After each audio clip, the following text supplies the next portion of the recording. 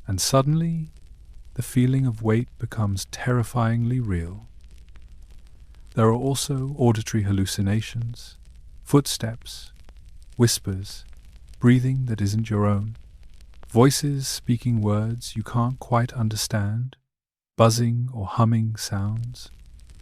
All of these are your brain, still generating dream content, but now you're experiencing them as part of your bedroom, your reality.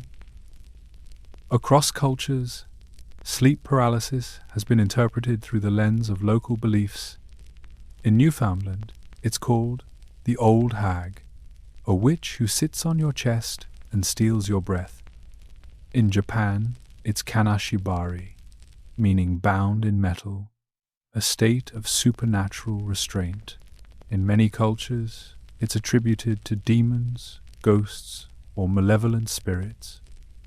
Even the modern alien abduction phenomenon bears striking similarities to sleep paralysis.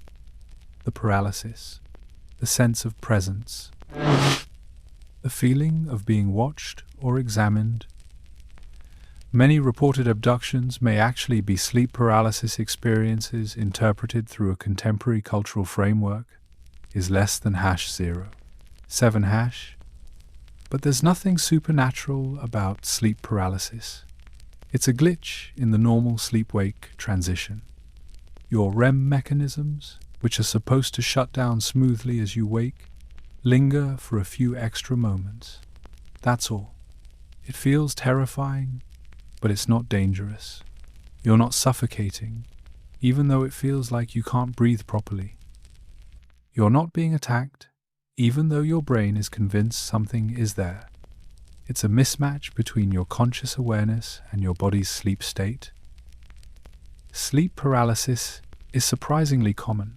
Studies suggest that around 8% of people experience it at least once in their lifetime. Some experience it regularly, sometimes multiple times per month. Certain factors increase the likelihood. Sleeping on your back is one. For reasons not fully understood, sleep paralysis occurs more frequently in the supine position. Disrupted sleep schedules, jet lag, shift work, anything that throws off your circadian rhythm also increases risk. Sleep deprivation is another major trigger. When you're chronically sleep deprived, your brain accumulates REM debt, and when you finally do sleep, you experience REM rebound, intense, prolonged periods of REM. The more time you spend in REM, the more opportunities for the paralysis mechanism to misfire during transitions. Stress and anxiety also play a role. People under significant stress report higher rates of sleep paralysis. This might be because stress disrupts sleep quality, causing more frequent awakenings, which creates more opportunities for the mistimed transition to occur. Or it might be that the heightened anxiety amplifies the fear response during the episode, making it more memorable and more distressing. Certain sleep disorders are associated with sleep paralysis as well. Narcolepsy, a condition where the boundaries between sleep stages are unstable, frequently includes sleep paralysis as a symptom. People with narcolepsy might experience it not just when waking, but also when falling asleep, as their brain slips prematurely into REM while they're still partially conscious. So, what do you do if you experience sleep paralysis? First, remind yourself that it's temporary. You will regain control, usually within seconds, sometimes within a minute or two. The paralysis will lift. You're not in danger. Second, focus on small movements. Trying to move your whole body at once often doesn't work and increases panic.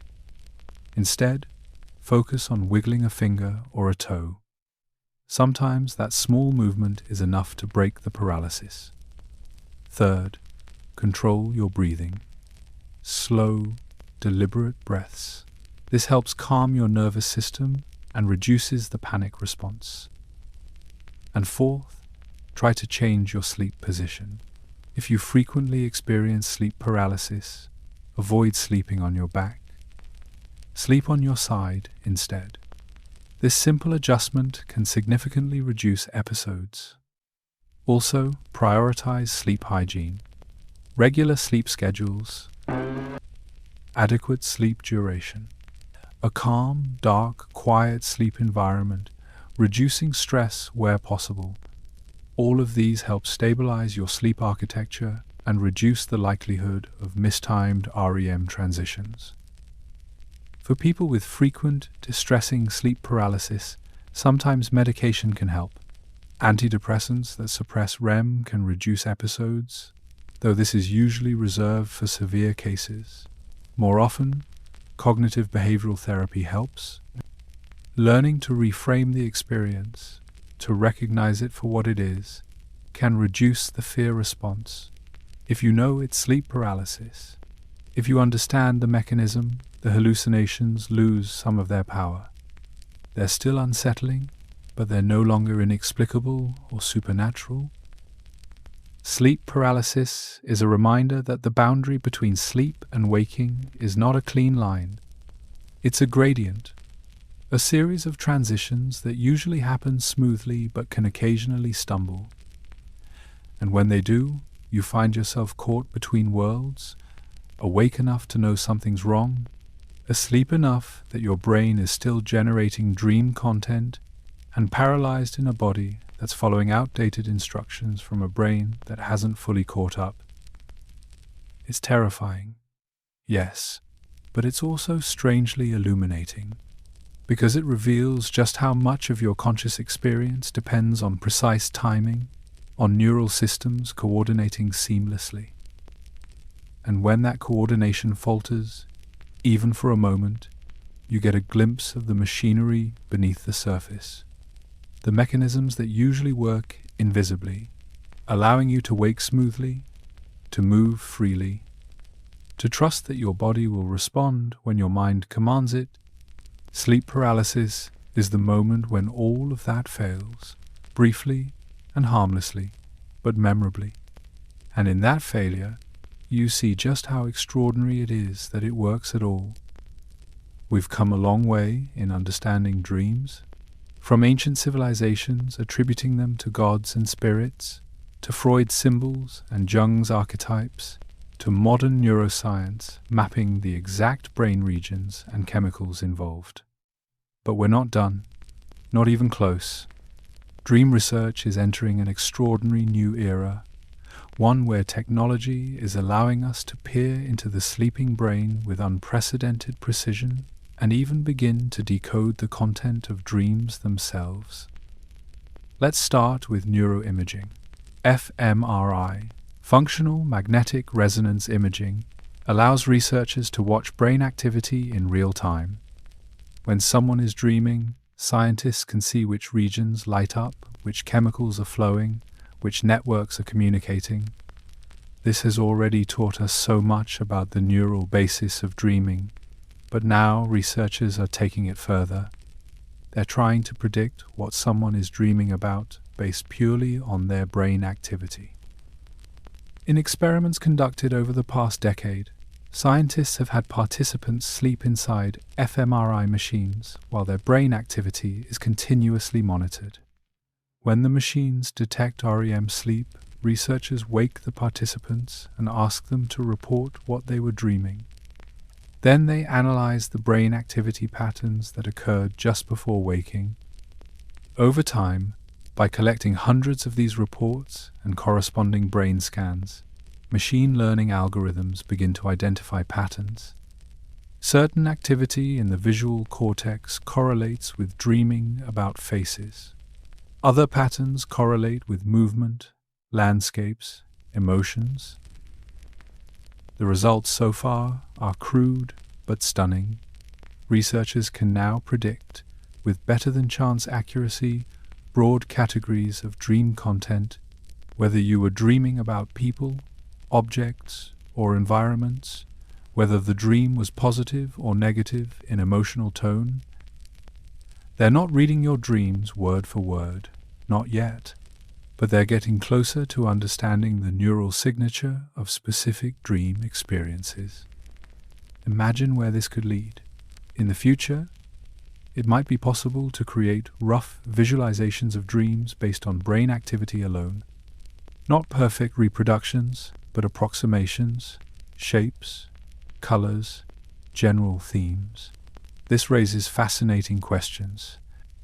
If we could see someone else's dream, would we recognize it as dreamlike? Or would it look incomprehensible, purely subjective? And what would it mean for privacy, for the boundaries of the self, if dreams could be externalized and observed? Another emerging frontier is targeted memory reactivation during sleep. The idea is simple but powerful. If dreams are involved in memory consolidation, can we influence what gets consolidated by cueing specific memories during sleep? The answer, surprisingly, is yes. In studies, participants learn a task or a set of information while a specific sound or scent is present. Then, during sleep, that same sound or scent is played quietly, not loud enough to wake them, but enough to be detected by the sleeping brain. And what happens? The memory associated with that cue gets strengthened. People perform better on the task the next day compared to control groups who didn't receive the cue. This is still experimental, but the implications are enormous. Could we use this technique to enhance learning, to help students consolidate information more efficiently? Could we use it therapeutically, to help people with PTSD process traumatic memories more gently, by pairing the memory with calming cues during sleep?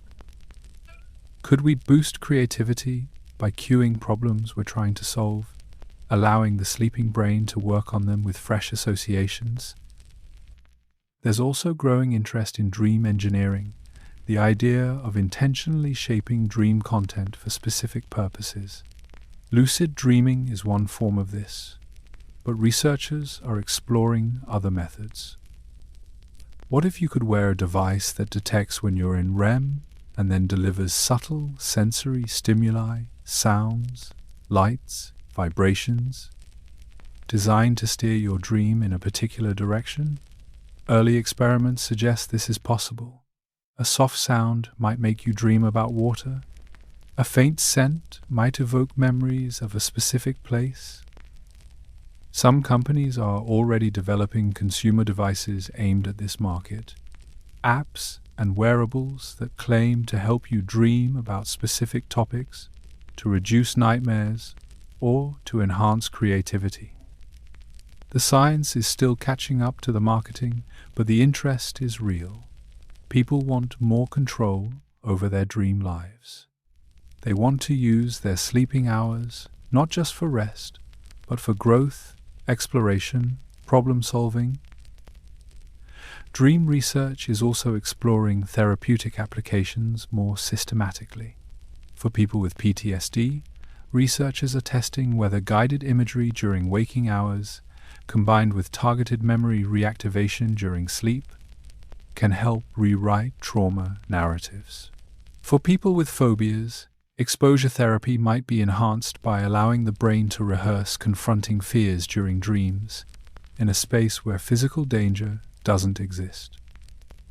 There's even speculation about using dreams to enhance emotional intelligence.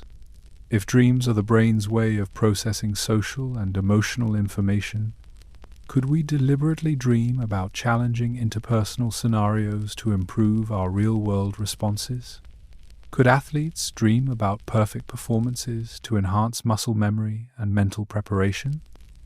Could artists intentionally cultivate bizarre, surreal dreams to fuel their creative work?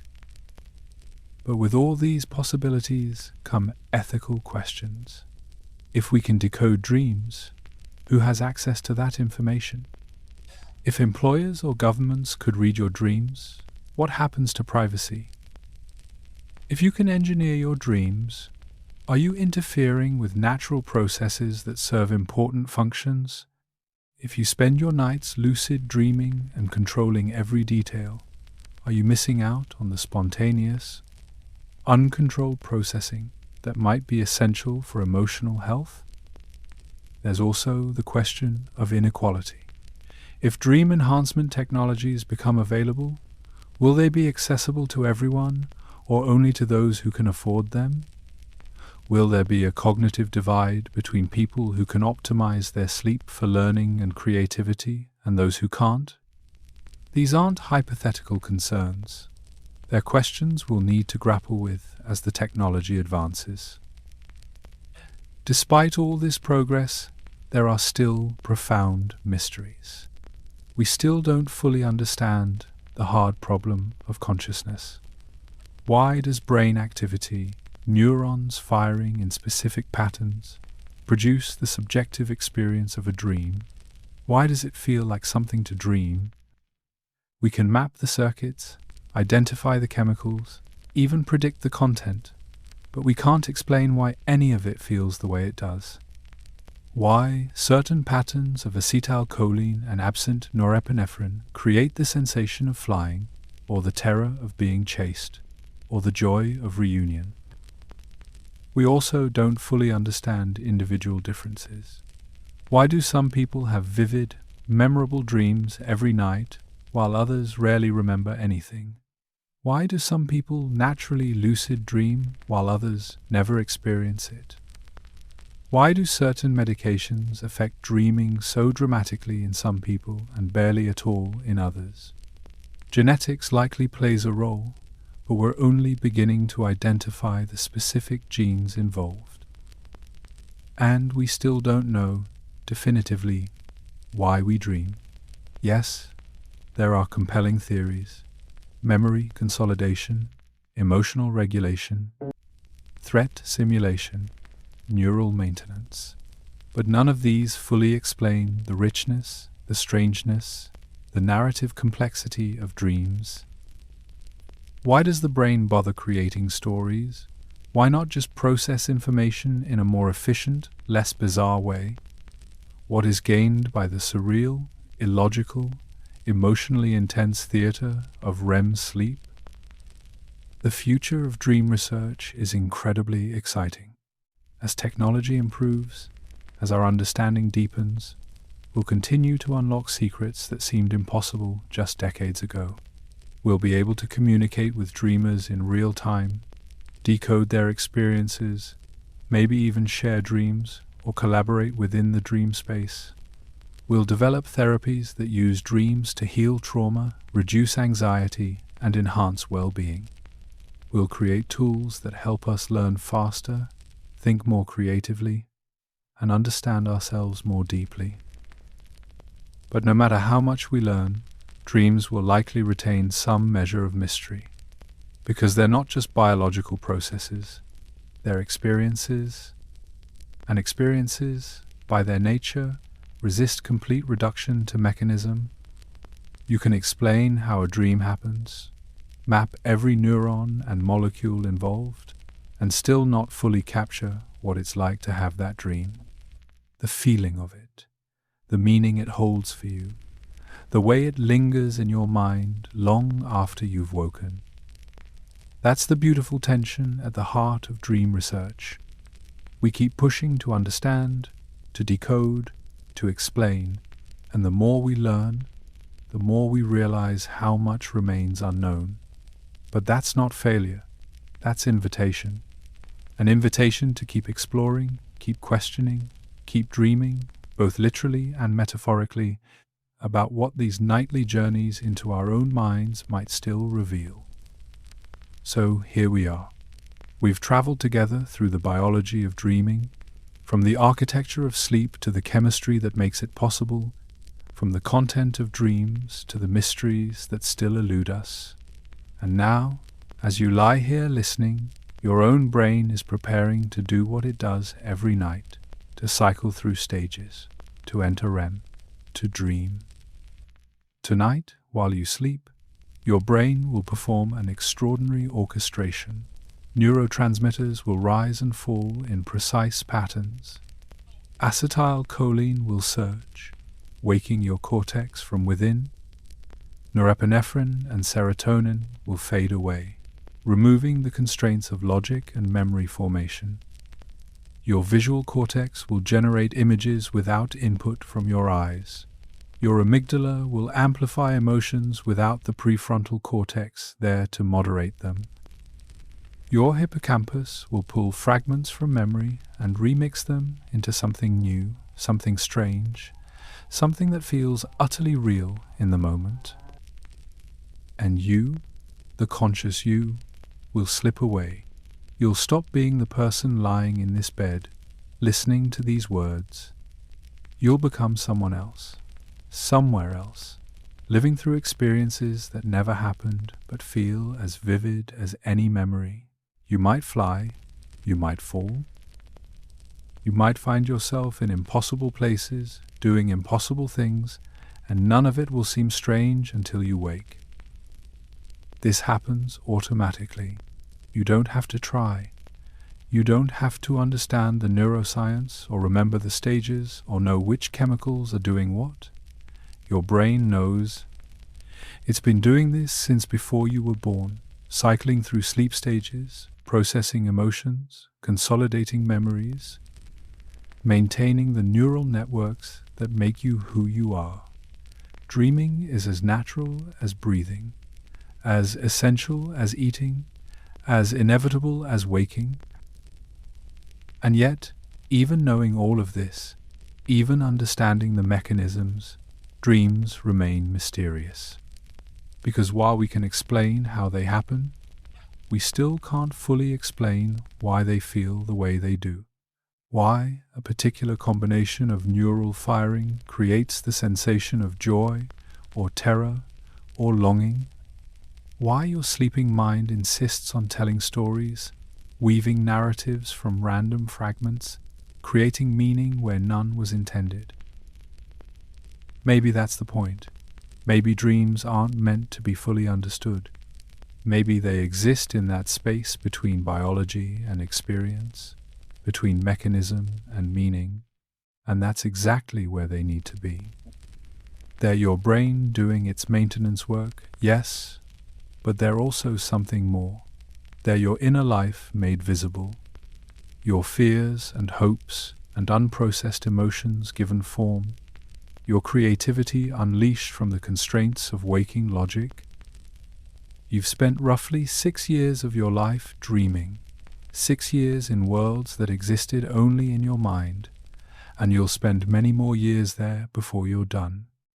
That's not lost time, that's not emptiness, that's your brain taking care of itself, taking care of you, in the only way it knows how, by pulling you into sleep, by cycling you through stages, by letting your conscious mind rest while the deeper machinery continues working.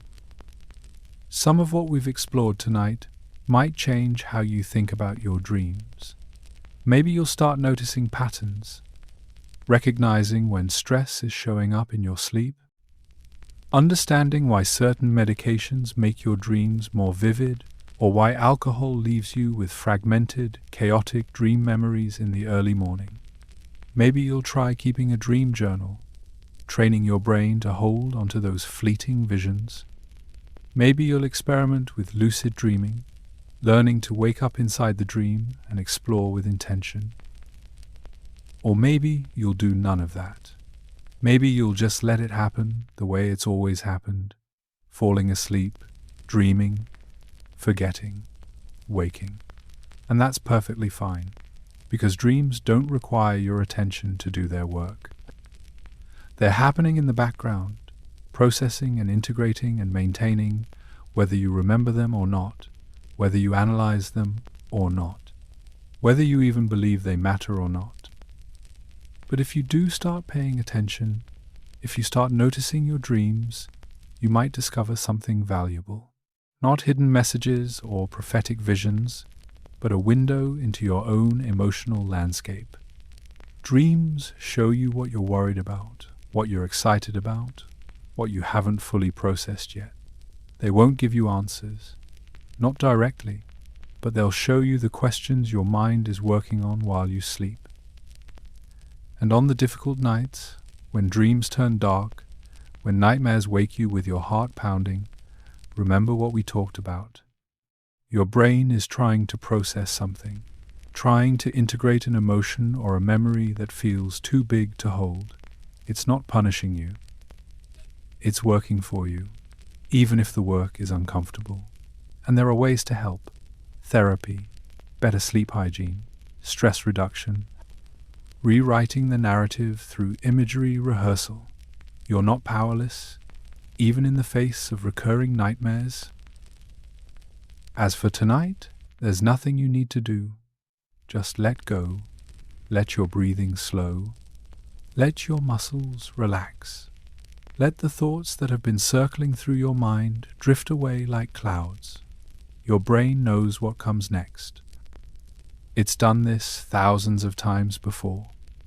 It will do it thousands of times more, and somewhere in the next few hours, you'll slip into REM. Your eyes will dart beneath closed lids, your body will lie perfectly still, and your mind will light up with images, emotions, stories that belong only to you. You might remember them tomorrow, you might not.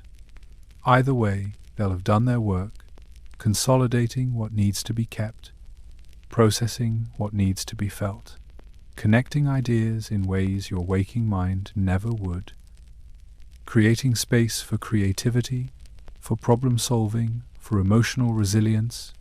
Dreams are your brain's gift to itself, a nightly reset, a chance to process life without the interference of logic or self-consciousness. So as you drift now, as sleep begins to pull you under, know that you're not just resting. You're entering one of the most active, most creative, most essential states your brain will experience. You're going somewhere you go every night, a place both strange and familiar, where the rules don't apply and anything is possible. Where you're simultaneously the dreamer and the dream, the storyteller and the story, the observer and the observed. And when morning comes, when light filters through the window and pulls you back to waking life, you might remember fragments, a face, a feeling, a moment that made no sense but felt deeply important. Hold on to it if you can, or let it go if you can't. Either way, your brain will have done what it needed to do. And tonight, tomorrow night, every night after, it will do it again. Thank you for spending this time exploring the biology of dreaming, for listening, for staying curious, for giving your mind space to wander through these ideas. If this felt like a space worth returning to, consider subscribing and rest well tonight. Let your dreams come as they will. Trust your brain to do its work. And remember, sleep isn't just rest. It's where your mind goes to play, to heal, to explore the infinite landscapes that exist only inside you. Good night, dream well, and thank you for being here. So let's come back to where we started. You've spent around 6 years of your life dreaming, 6 full years in worlds that never existed outside your own mind. 6 years of stories, emotions, impossible physics, and experiences so vivid they felt real. And for most of that time, you probably never questioned it. You just accepted that this is what the brain does. It dreams. But now you know more. You know that dreaming isn't mystical or random. It's biological. It's the result of specific brain regions activating and others going silent. It's acetylcholine flooding your cortex while norepinephrine vanishes. It's your visual cortex generating images without input from your eyes. It's your amygdala amplifying emotions without your prefrontal cortex there to moderate them. It's your hippocampus pulling fragments from memory and remixing them into something new. All of this happening in precise, predictable patterns, 90 minutes at a time, 4 to 6 cycles per night, every single night of your life. We've walked through the architecture of sleep, descending those invisible stairs from waking consciousness through light sleep, deep sleep, and finally into REM, that paradoxical state where your brain is awake but your body is locked down. We've explored what makes REM so strange: the rapid eye movements, the muscle paralysis, the surge of brain activity that rivals waking consciousness. We've seen how different brain regions contribute to the dream experience, why dreams feel so emotional, so visual, so bizarrely illogical. We've asked why we dream at all, and we found not one answer, but many. Memory consolidation, emotional regulation, threat simulation, neural maintenance, creativity, problem solving. Dreams likely serve all of these purposes at once, your brain multitasking in ways that benefit you even when you're not consciously aware of the work being done. We've looked at what you actually dream about, those universal themes that appear across cultures and lifetimes: being chased, falling, flying, showing up unprepared. We've seen how dreams pull from recent experiences, but also from distant memories, how they blend the familiar with the impossible, how they create narratives that feel meaningful, even when they make no logical sense. We've explored lucid dreaming, that rare and fascinating state where you become aware inside the dream itself, where the boundary between consciousness and sleep becomes permeable and you can navigate your own mind with intention. We've confronted the darker side of dreaming, nightmares and night terrors, and understood them not as punishments but as processing attempts, your brain working through fear and trauma in the only way it knows how.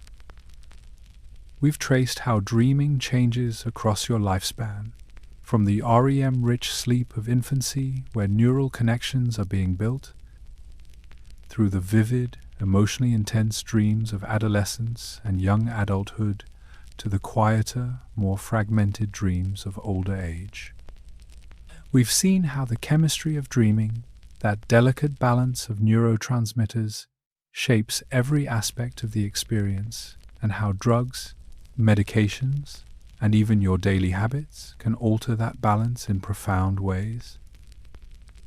We've examined why you forget most dreams, how the absence of norepinephrine prevents those memories from being properly encoded, how the transition from sleep to waking overwrites what was briefly accessible. And we've seen the connection between dreams and mental health, how depression, anxiety, PTSD, and other conditions leave their fingerprints on your dream content, and how healing in waking life often changes what happens in your dreams. We've stood at the edge of sleep paralysis, that terrifying liminal space where consciousness returns but the body remains frozen, where dream hallucinations bleed into waking perception. And we've looked ahead to the future of dream research, to technologies that might one day decode your dreams, enhance your memory, or even let you engineer your dream content for specific purposes. Through it all, one truth has remained constant. Dreaming is not separate from your waking life. It's woven into it. Your dreams reflect your emotions, your memories, your fears, your hopes. They're shaped by your age, your health, your stress levels, your relationships, and they, in turn, shape you. The memory consolidation strengthens what you've learned. The creative connections your sleeping brain makes can solve problems your waking mind couldn't crack. You are not just a person who sometimes dreams. You are a dreaming being who also happens to wake. Dreaming is foundational to who you are, to how your brain maintains itself, to how you process the relentless flow of experience that makes up a human life. Without it, you would struggle. Your memory would falter. Your emotions would become dysregulated. Your creativity would dim. Dreaming isn't optional. It's essential.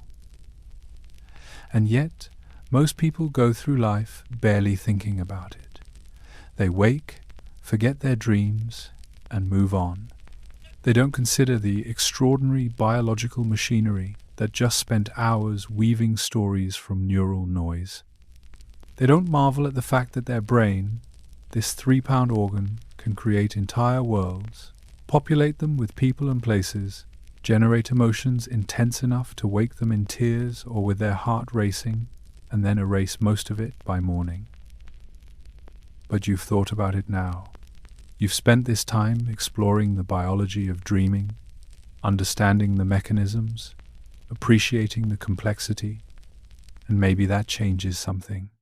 Maybe tonight, as you fall asleep, you'll have a moment of awareness, a recognition that what's about to happen isn't mundane, it's miraculous. Your brain is about to take you on a journey, and you don't even have to pack. So what do you do with this knowledge? Maybe nothing. Maybe you simply sleep a little easier knowing that your brain is taking care of you, that the dreams, whether you remember them or not, are serving important purposes. Or maybe you start paying closer attention, keeping a journal, noticing patterns, recognizing when stress or trauma is showing up in your sleep and taking steps to address it. Maybe you experiment with lucid dreaming, training yourself to become aware inside the dream, to explore your own mind with curiosity and intention. Maybe you improve your sleep hygiene, creating conditions that support healthy REM cycles, protecting those precious hours when your brain does its deepest work. Maybe you simply develop a new appreciation, a quiet gratitude for the fact that every night your brain does this for you, automatically, reliably, without you having to ask. Dreams remind us that consciousness is stranger and more flexible than it appears, that the boundary between self and experience is thinner than we think, that the mind can create realities so convincing we don't question them until we wake, and that even in our most vulnerable state, asleep and unaware, our brains are working tirelessly to keep us whole. Before you go, if this exploration resonated with you, if you found value in understanding the biology behind your nightly journeys, consider subscribing. This is a space for curiosity, for exploring the science of sleep and the mysteries of the mind, always gently, always with wonder. And if you'd like, leave a comment. Tell me about your dreams. Do you remember them? Do they feel significant? Have they changed over time? There's no right answer, just shared experience. And here's something to carry with you into sleep tonight. Think about this question, not with pressure, just with gentle curiosity. If you could remember one dream vividly every morning for the next week, what do you think you'd learn about yourself? What patterns might emerge? What emotions might surface? What creative connections might your sleeping brain reveal? You don't have to answer now. Just let the question sit quietly in the back of your mind and see what happens. Sleep well tonight. Let your brain do what it does best. Trust the process. Trust the chemistry.